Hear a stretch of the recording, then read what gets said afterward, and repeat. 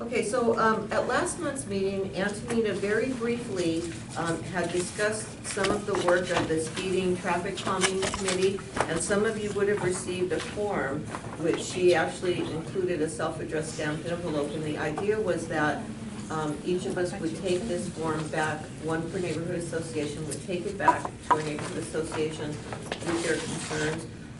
She got a very light response, and we thought perhaps it was because she didn't really have the opportunity to talk about what the survey was geared toward.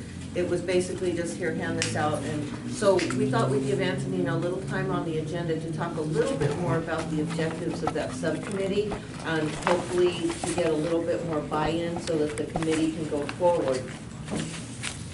Thank you. Right, we formed the traffic subcommittee because we heard from neighbors that there's a lot of issues, different issues, traffic issues. So what we wanted to do with the survey is to collect common traffic issues that come from the neighborhood. So I passed them out. I only got 6 responses back, maybe because I didn't emphasize or answer any questions or what have you.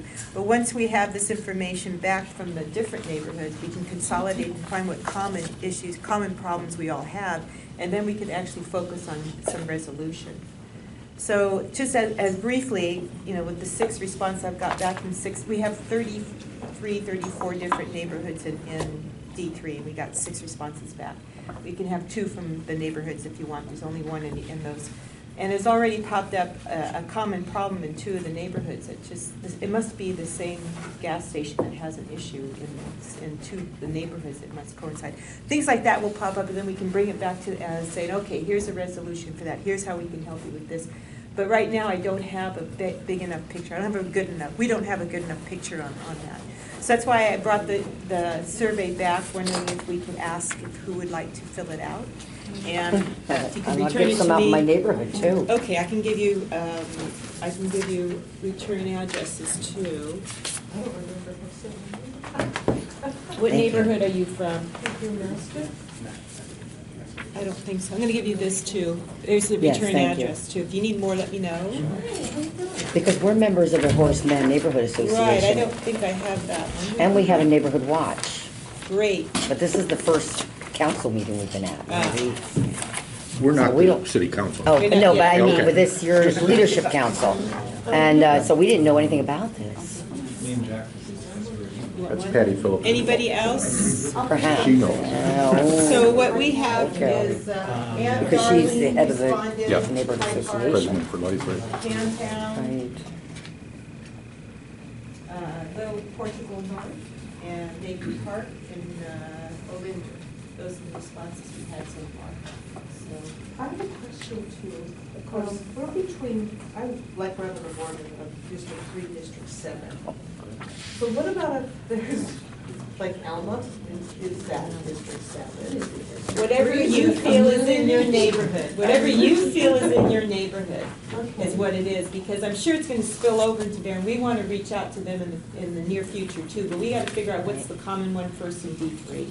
And then we can go to D6 or to, I don't know what district, there's D7 and say, hey you guys, are you having these issues too? Let's band together, let's go and approach our city council members, let's find a resolution. Does that answer your question? Yeah, because it's a comment, I think it's common, I don't know where the dividing is. Well, actually, it's not, there's a map in online over the city, on the city website. It shows the specific D3, D7, shows the specific boundaries. That may help you in that respect. Okay, because I know Alma is the boundary. I get it. Okay. I've already checked that, yeah. Thank you. Anything else? Any other questions? Thank you. No, I think this is a good start, and we've got to find out what the problem is before we can start addressing it, so thank you. Okay, so we have somebody else coming in, I think you're with Rudy, but we know you've been calling. Yeah. Hi, my name is Matthew Cavedo. I'm a resident of D6.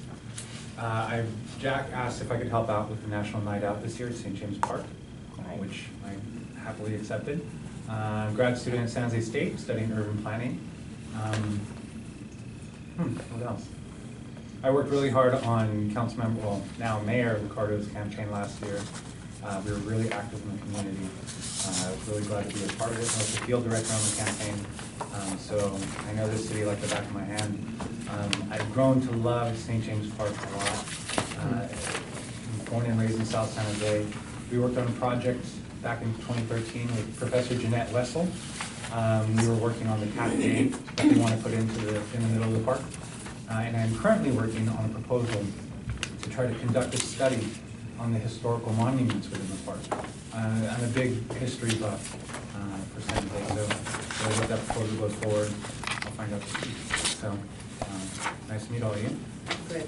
Okay, so that reminds me that there were 2 requests for items to be presented tonight after I published the agenda, and I had assumed that we would be able to put them in announcements. And because of the delay in the arrival of Councilmember Perales, I'm pretty sure that when we get down to the announcements, he won't be here yet. So Sammy would like to talk about the CAP grants, but she was hoping that the council member would be in the room. So if you're all agreeable, I'd like to start off with the National Night Out activities, which was brought to us.